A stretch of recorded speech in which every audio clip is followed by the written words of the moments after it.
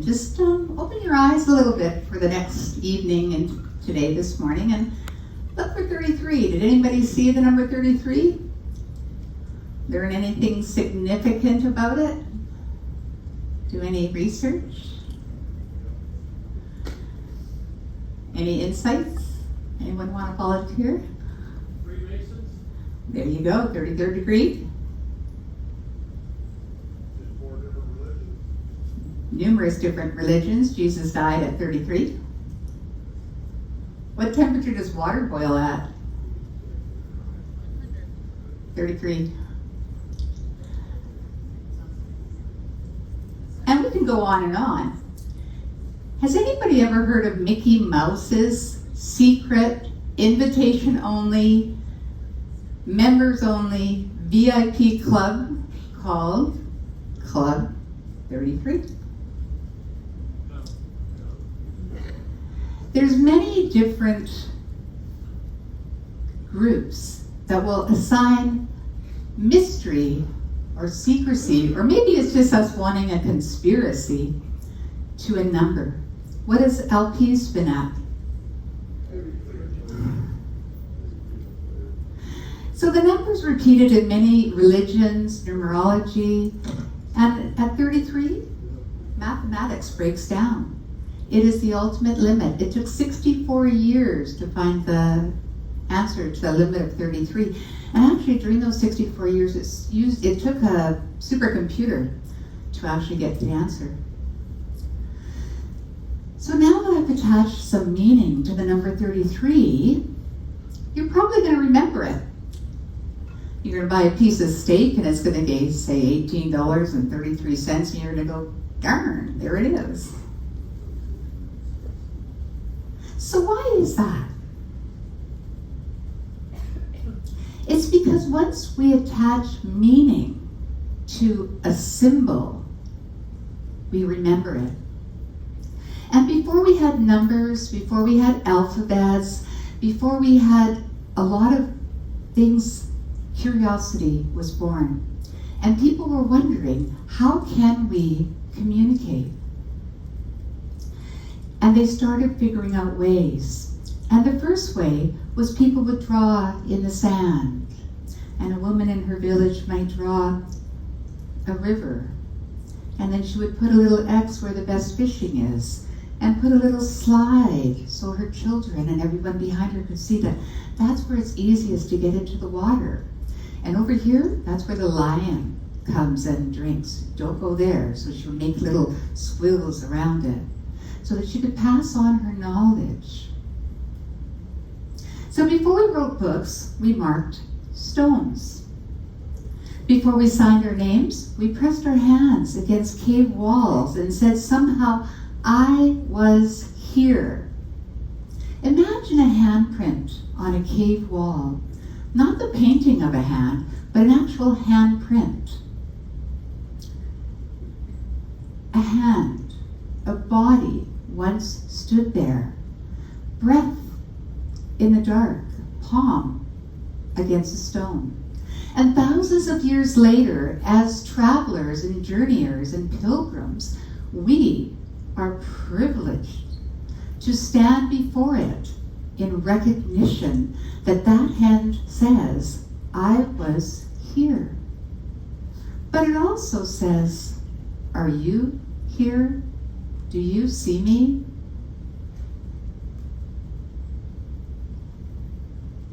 I'm Sharon Lancaster, and I invite you to join me on this mini excursion into the world of symbols, an integral part of our existence. We stamp passports, we wear wedding rings, we tattoo our skin, we fly flags, we carry logos, we bless doorways, we light candles, we wear medals, we frame photographs, we post emojis, and we place flowers on a grave. We have never stopped being symbolic creatures, because a symbol is a visible form that carries meaning beyond itself. So a fish is a fish. But once a fish is drawn to represent something else and we give meaning to it, this is where the lion comes. It becomes something else. It becomes fertility, faith, abundance, luck, danger, survival. It becomes symbolic. A tree is just a tree. But once it represents knowledge, death, rebirth, enlightenment, sacred order, or family lineage, it becomes a symbol. The difference, therefore, between a picture and a symbol is the depth. A picture points to something. A symbol opens into something. A sign tells you where the exit is. A symbol tells you what is behind that door and what the civilization on the other side values. So let's look around the theater for a minute and see what symbols you might see, because symbols are everywhere. On your watches, on jewelry, on handbags, on uniforms, on the very ship itself. On the tiny glowing screens that we have in our pockets. Because humans rarely move through life guided by facts alone.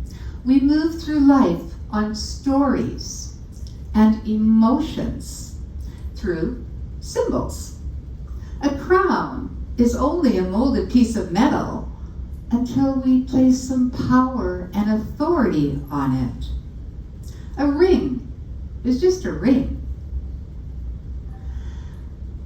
until it means devotion and symbolizes a union. A flag is only a piece of cloth until people are willing to die for it. And that's the extraordinary thing about symbols. Their power does not come from the object itself. It's just an object. It comes from the meaning that we as humans attach to it. Now, the Egyptians possessed a profound awareness of what makes life sacred. They designed the Ankh to embody the universe's vital life-giving forces, the breath in the air and the flow of the Nile or the water. Yet, thousands of years later, even though the Egyptians had so much emphasis on what this meant, modern humans might wear the very same Ankh, the very same emblem of cosmic eternity, while simultaneously forgetting where we parked our car in the parking lot. Civilizations are complicated. We're still following symbols, we're still searching for meanings, we're still placing important objects around the deceased, and we're still wearing symbols around our necks. And we're tattooing stories onto our skin. And we're trying to leave behind evidence that we were here. The Egyptians simply did it on a larger scale, so magnificent that we're still staring at what they did under museum lights thousands of years later. I visited the Met in January, this past January, and I was lucky because until January 26th, and I think I was there on the 25th, was the Egyptian installation. When I got there, I expected to see history. What I did not expect was this feeling of intimacy.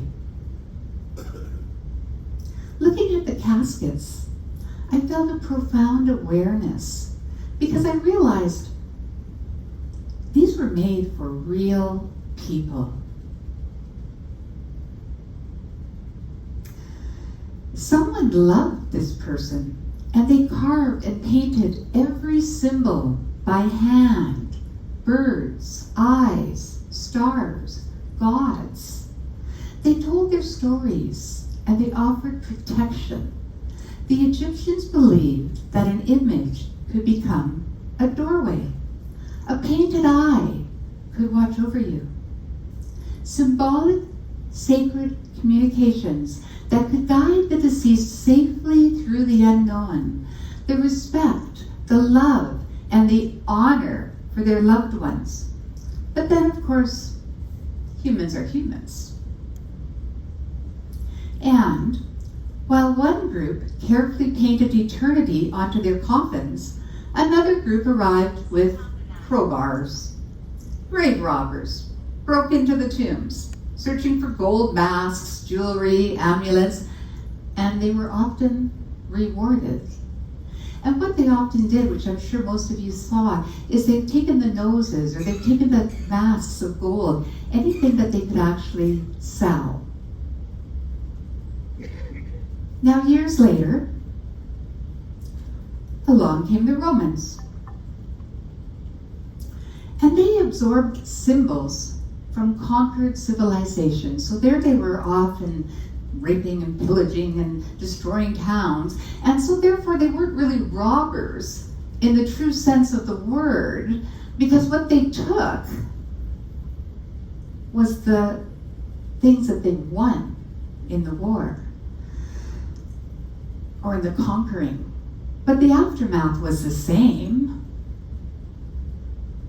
A magnificent 2,000-year-old four-sided monolith carved from a single piece of red Oswin granite remains a silent witness to this fact. And I'm sure there's many people in this room, because I recognize a lot of you as global trotters and world travelers, have seen this piece. It was originally created and then seized. It was created in Egypt, and it was seized by Emperor Caligula for his circus. He had the Nero circus, and he thought that would look good in his circus. It stands over 40 meters tall, and it weighs in at 324 tons. I like to think of the significance of that. And even as we watch some of the Netflix shows, how many men did it take to drag that all the way to Rome? 324 tons. It was the aftermath of conquering a civilization. And approximately 500 years later, this same piece was on the move again, because the Pope, Sixtus V, had it moved to St. Peter's Square, and they placed a cross on top, permanently transforming a pagan solar symbol into a Christian pillar of faith.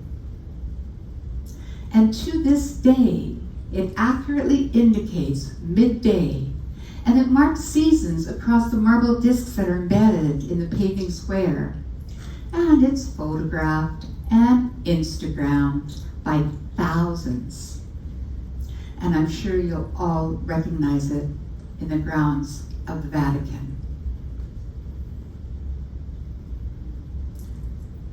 So repurposed symbols by entirely different civilizations with their own ideas, their own beliefs and values. And some symbols were retained, their meanings were kept, and they were put under layers of glass, like at the Met. But others, they were hidden, or they were harvested, or replicated, reproduced, blurring the original meaning and significance through mass reproduction. Perhaps humanity has always struggled to distinguish value from price. And a lot of our symbols no longer carry the significance that they were originally created for, but are now sold as tokens. And you'll recognize them around the room, as I said earlier. And perhaps no symbol in modern history reveals this transportation more dramatically than the swastika. One of humans' oldest sacred symbols eventually became one of the darkest. So for thousands of years, the swastika existed across Hindu, Buddhist, and Jain traditions as a symbol of harmony, evolution, eternity, and the movement of life, the cycle of life itself. Then in the 20th century, it was approached by the Nazi regime, and within a single generation, the emotional meaning of that symbol was rewritten. A symbol that once represented life became associated with hatred and genocide. And this is the power, or the lack thereof, of a symbol. Sometimes symbols are not stolen violently, but commercially. Dream catchers mass-produced in factories. Sacred indigenous patterns copied into fashion. Mandalas turned into decor. Buddha imagery, sacred meaning becomes style, something for your mantle. And so we arrive at a difficult question with our curiosity that I've been asking. Who does a symbol belong to? The culture that created it? The people who inherited it or stole it? The people who conquered and won it? Humanity itself? Or the next generation that gives it meaning? Perhaps symbols never truly belonged to one civilization alone. They travel through humanity itself, constantly being reinterpreted by each new generation, always revealing something about the people who are using them.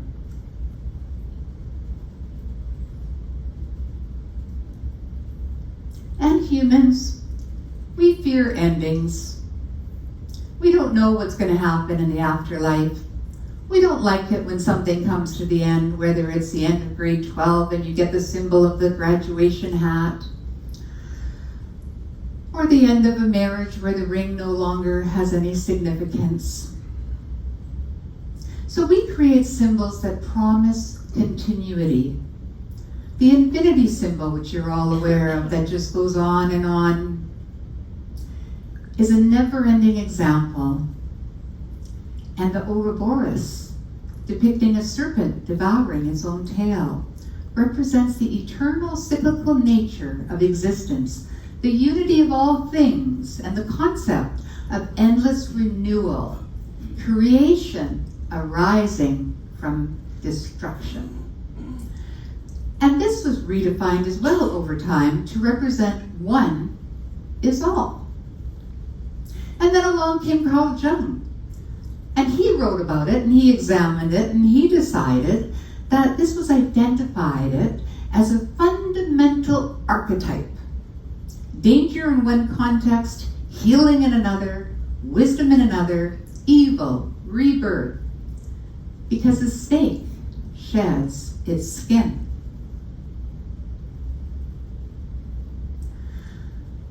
What once was revered is now treasured. Gods are renamed.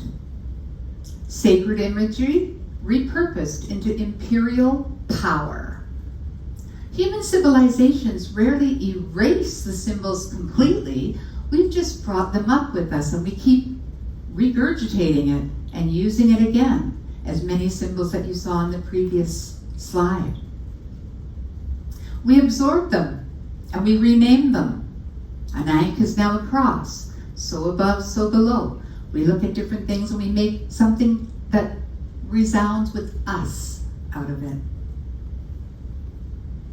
In the colonial era, artifacts from across the world were being removed from their homelands entirely.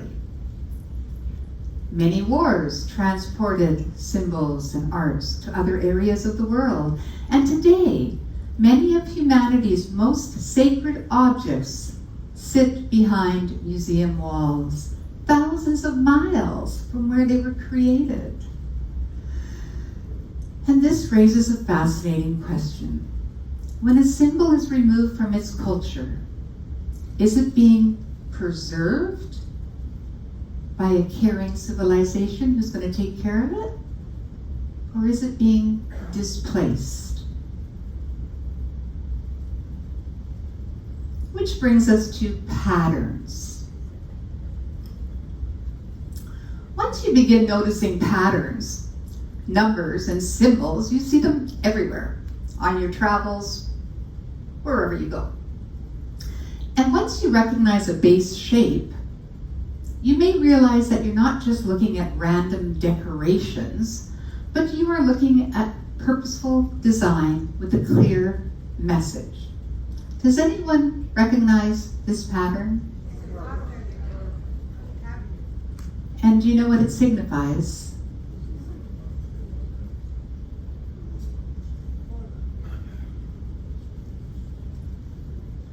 Zooming out, we see that the larger piece of this pattern faces forward.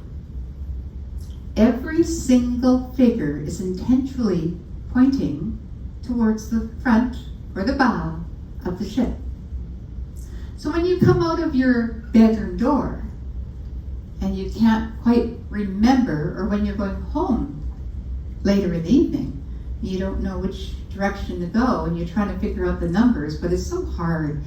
I'm a bit dyslexic and I can't tell when I go 8136, is that before or after 8142? And but you can just look down and go, I'm at the front of the ship, I'm at the back of the ship.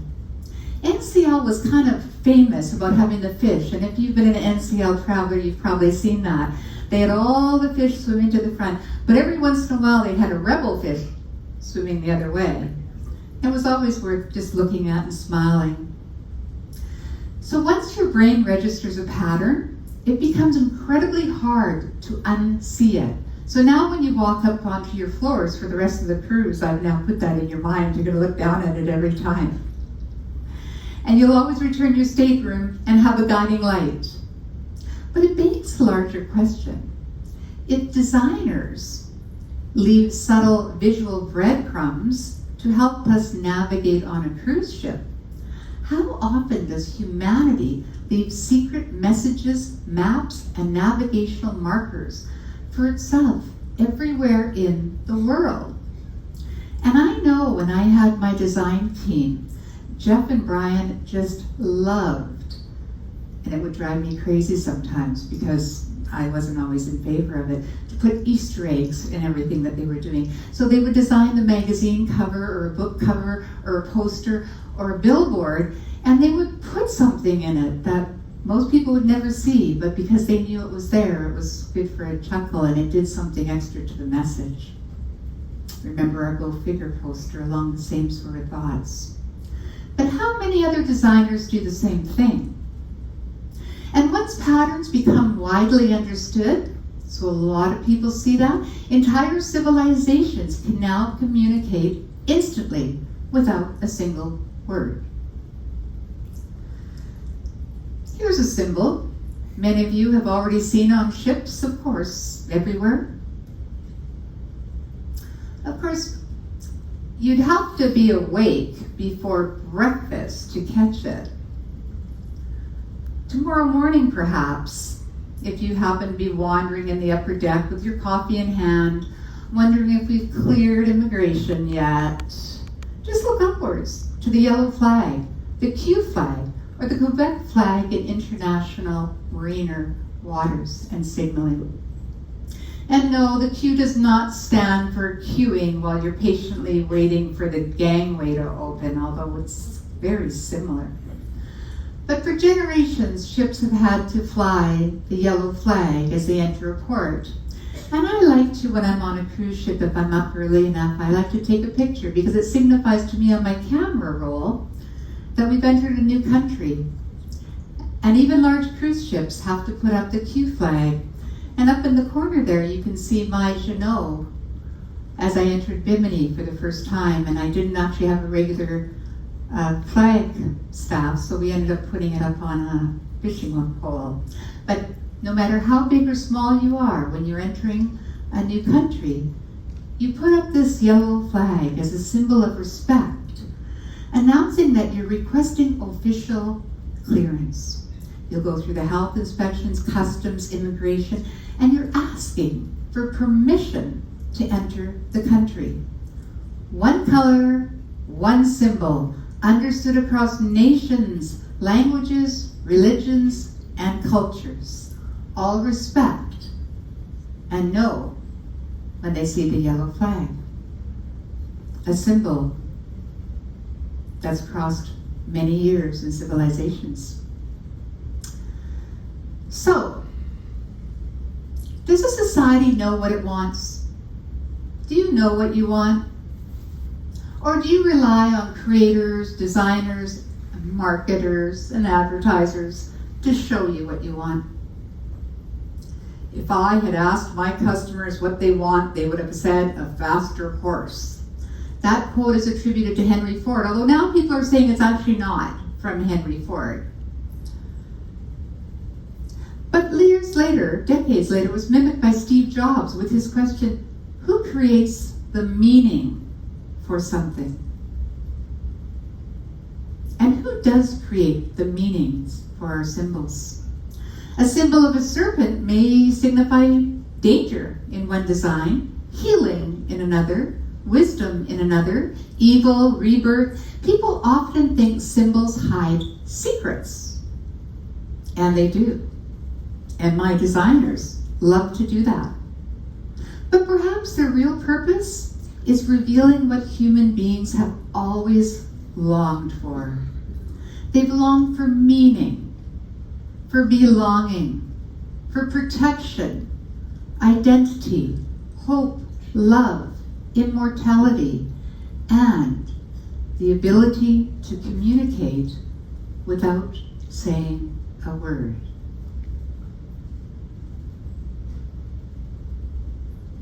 And this was me up there in the corner.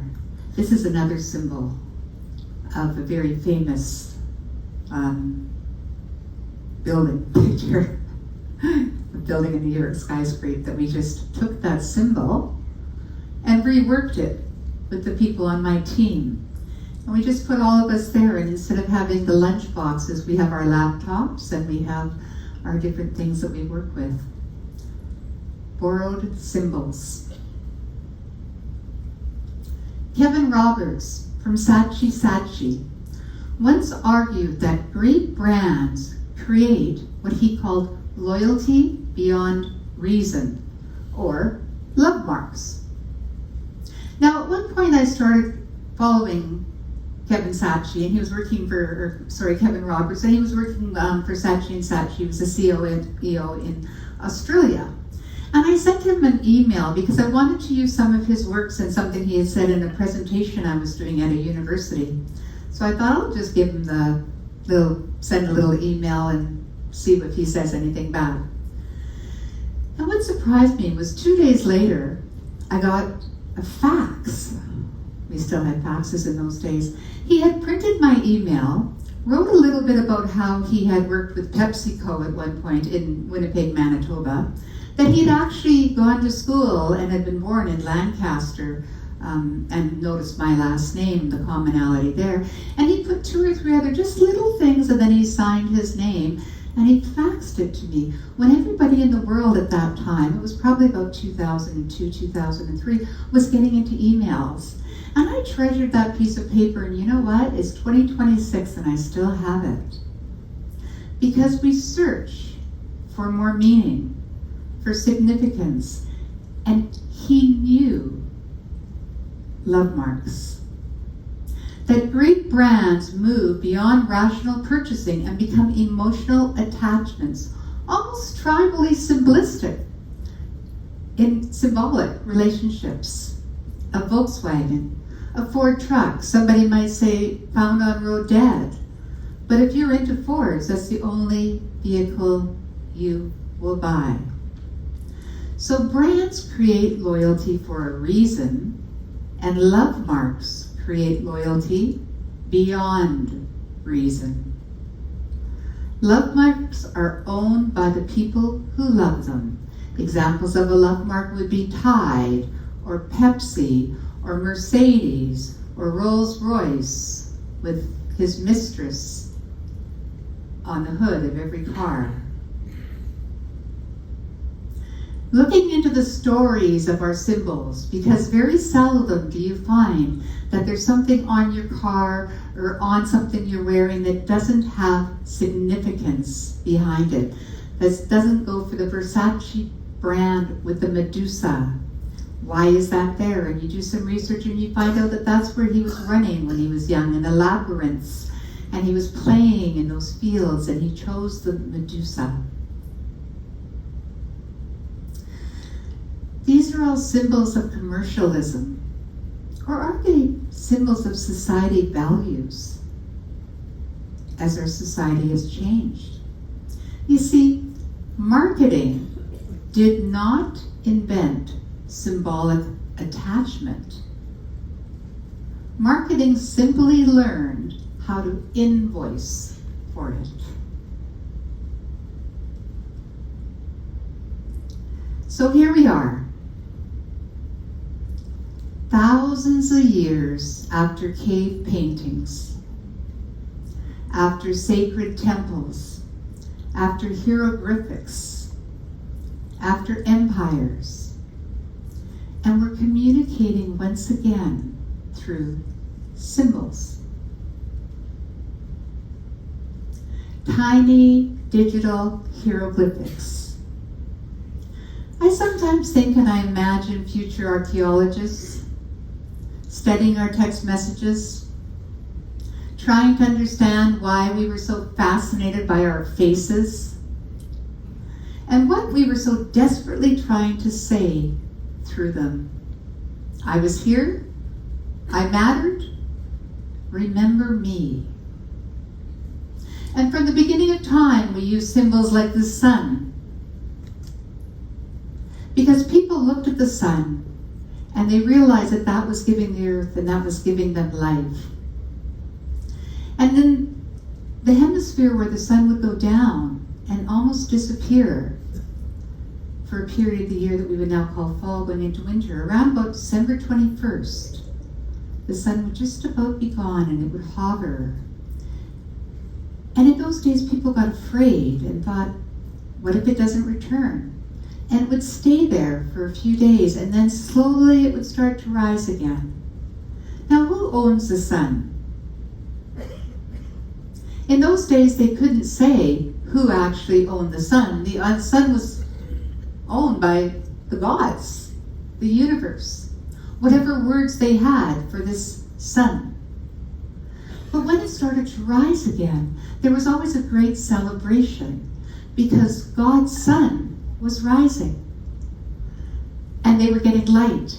And they knew the days would start to get longer. And as they began to measure it, they began to realize, and as we look across every civilization and everywhere our feet take us in our travels, you will find that around December 21st or December 20th, and again, depending where they are, on the horizon is what?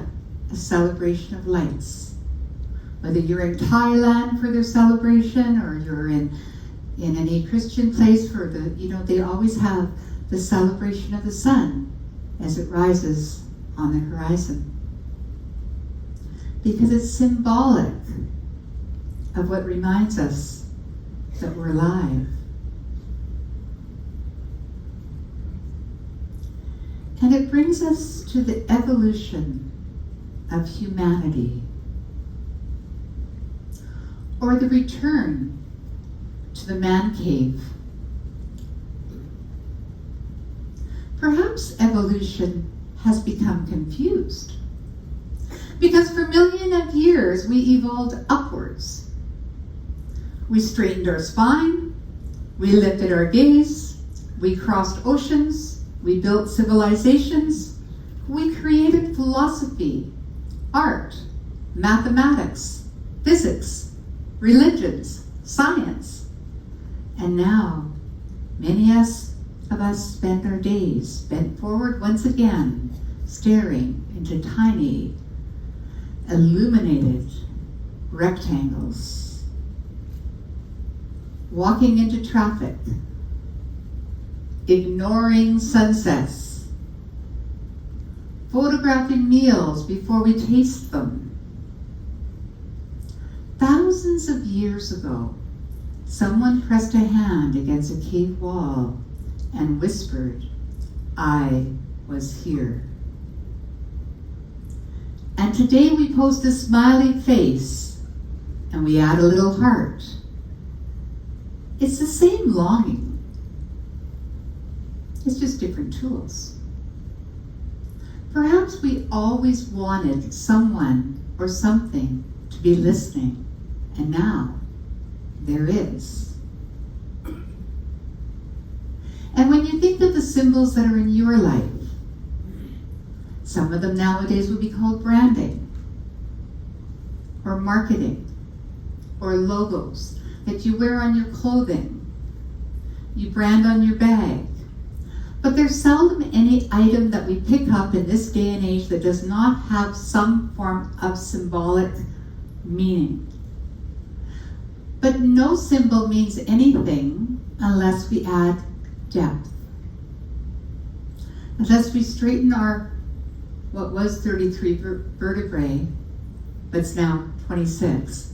And ironically, coming back to 33, the majority of every mammal has 33 vertebrae, from rats to giraffes. And when we look at the symbolism of the snake skin, we see a similar pattern, a similar distance.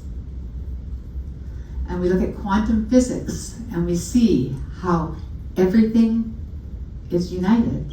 And 33 is a master number. I might want to add some symbolic, secret mystery to it.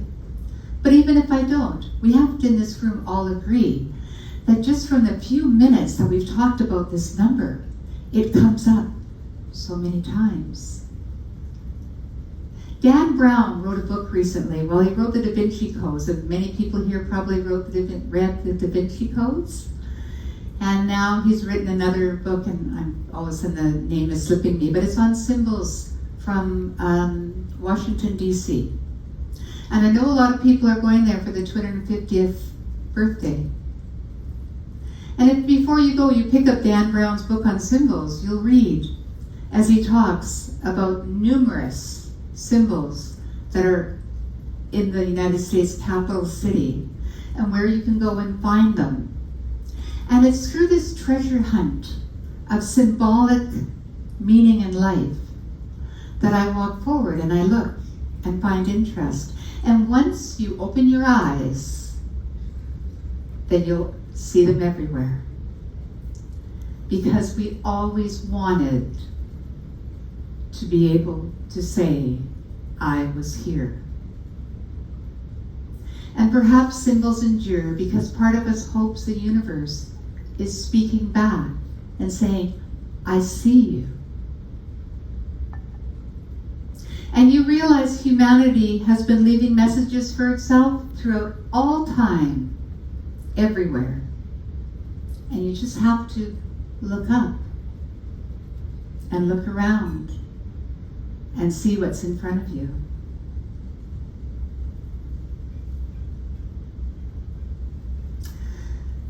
So the next class after our C Day, I'm going to be back and I'm going to talk a little bit more about another symbol that some of us talk about, and the art of pilgrimage, or the pilgrim's way.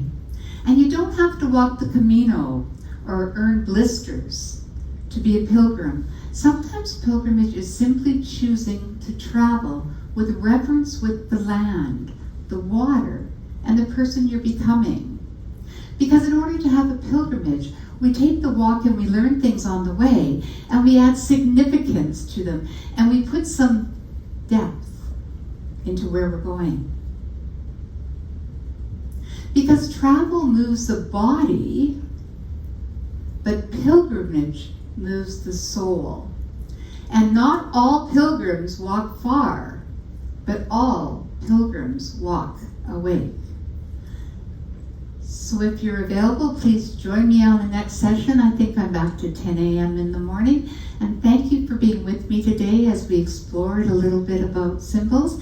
And as always, I'm available afterwards for Q&A or anybody that wants to add any questions or talk or learn a bit more about symbols. If there's anything here today, anyone? And we'll see you at the next session.